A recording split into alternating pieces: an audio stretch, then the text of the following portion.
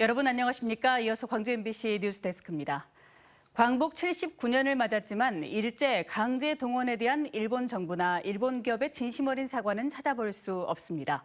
정부 역시 강제 동원 피해자들을 외면하고 있는데 가족과 생리별하거나 가족의 유해를 찾지 못한 피해자들이 가슴속에 하늘을 성토하는 자리가 마련됐습니다. 김철원 기자가 보도합니다.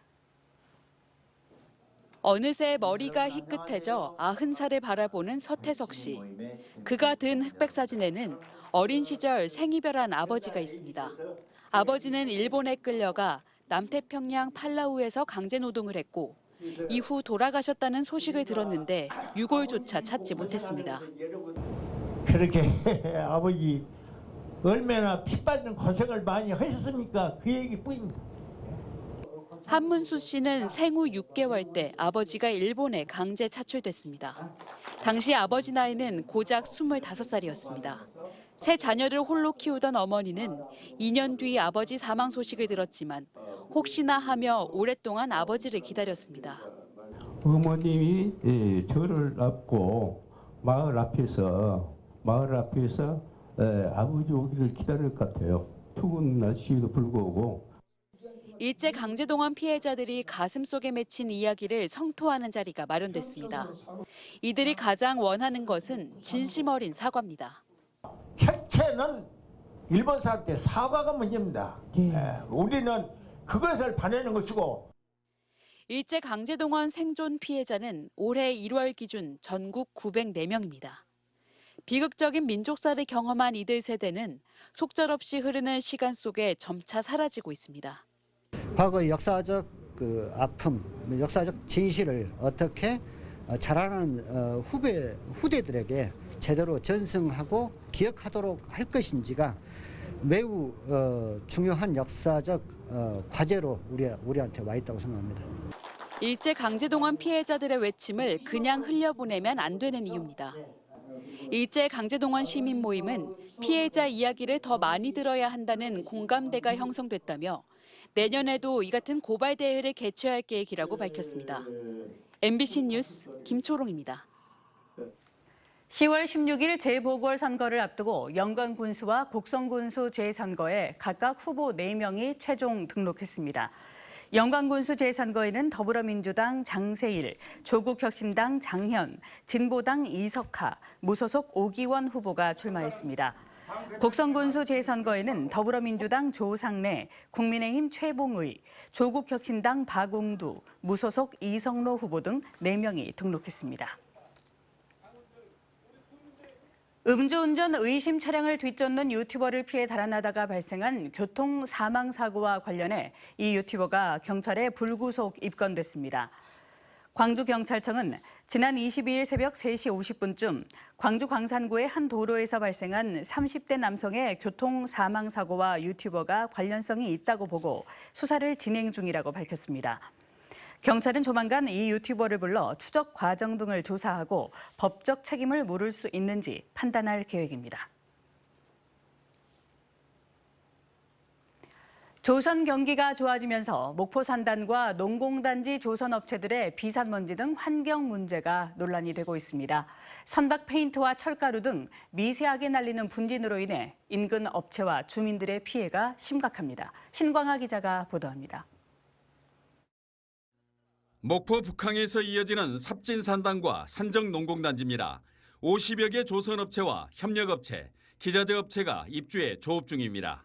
최근 산단 주변 업체와 주민들을 중심으로 비산먼지 피해를 호소하는 사례가 급증하고 있습니다.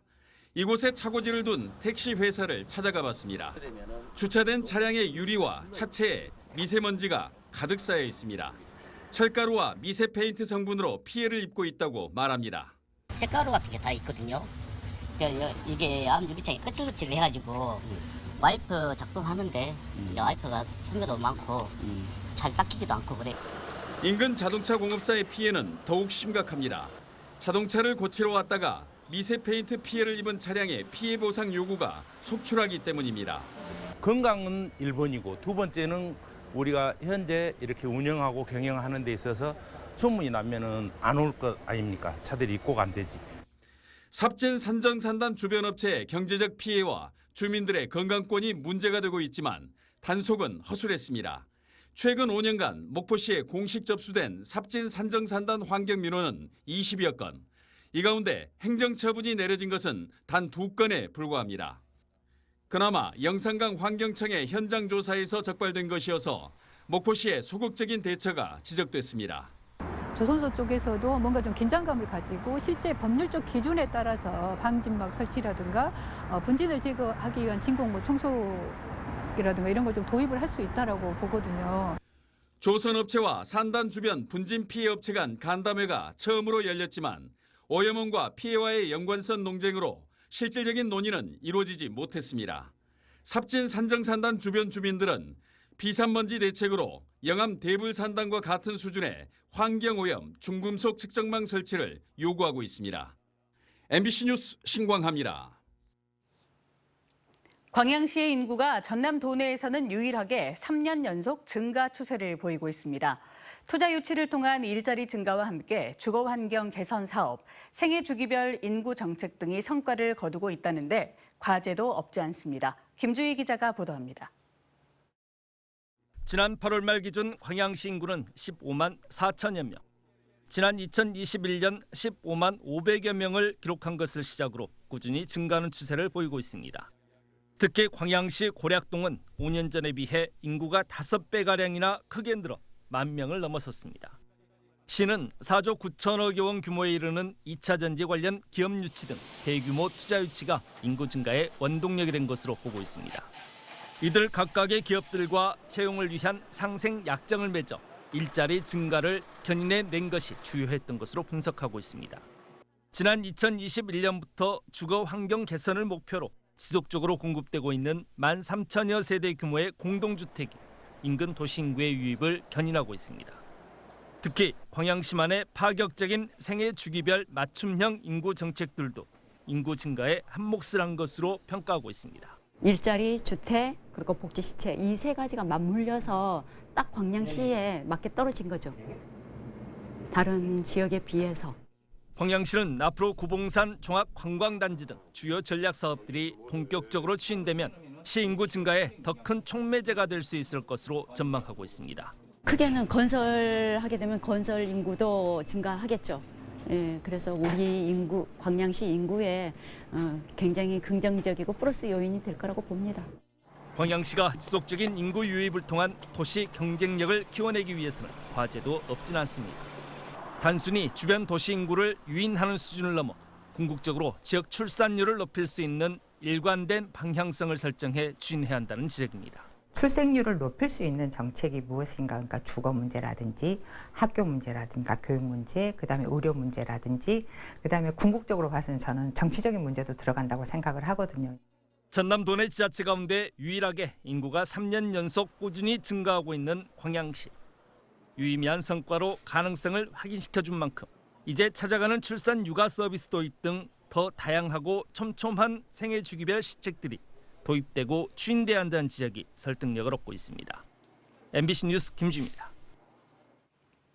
앞서 서울에서도 방송된 것처럼 광주에서 발생한 마세라티 뺑소니 사망 사고와 관련해 경찰이 가해자인 운전자와 도피 조력자에 대해 구속영장을 신청했습니다. 이들에 대한 구속 전 피의자 신문인 영장실질심사가 오늘 오후 광주지방법원에서 열렸는데 운전자는 불출석했고 도피 조력자만 출석했습니다. 지난 24일 오전 광주 서구 화정동 한 도로에서 마세라티 차량을 몰던 피의자는 앞서가던 오토바이에 후미를 들이받아 사망 사고를 내고 도주한 혐의를 받고 있습니다. 노 부부를 폭행해 한 명을 사망하게 한 조현병 환자에게 중형이 선고됐습니다. 광주지방법원 박재성 부장판사는 40대 박모 씨에게 징역 20년 등을 선고하고 누구나 범죄 피해자가 될 수 있는 묻지마 범죄에 대해 엄한 책임을 묻는 것이 마땅하다고 밝혔습니다. 박 씨는 지난 4월 광주 북구 오치동의 한 아파트에서 70대 노 부부를 무차별 폭행해 피해자 중 한 명을 숨지게 한 혐의를 받아 기소됐습니다. 퇴직한 직원에게 흉기를 휘두른 혐의를 받는 40대 업주가 징역 3년을 선고받았습니다. 광주지방법원 박재성 부장판사는 피의자가 살인 고의를 부인했지만 치명상을 가할 흉기를 휘두르고도 구호 조치하지 않았다며 피해자 사망 위험성이 상당한 범행이라고 판결 이유를 밝혔습니다. 피의자는 퇴직한 직원이 자신의 흉을 보고 다녀 화가 난다는 이유로 지난 6월 광주 남구 자신의 식당으로 직원을 부른 뒤 흉기로 찔러 살인 미수 혐의로 기소됐습니다. 언제 어디서나 내 손 안의 뉴스. 광주 MBC 뉴스 유튜브 구독으로 함께하세요.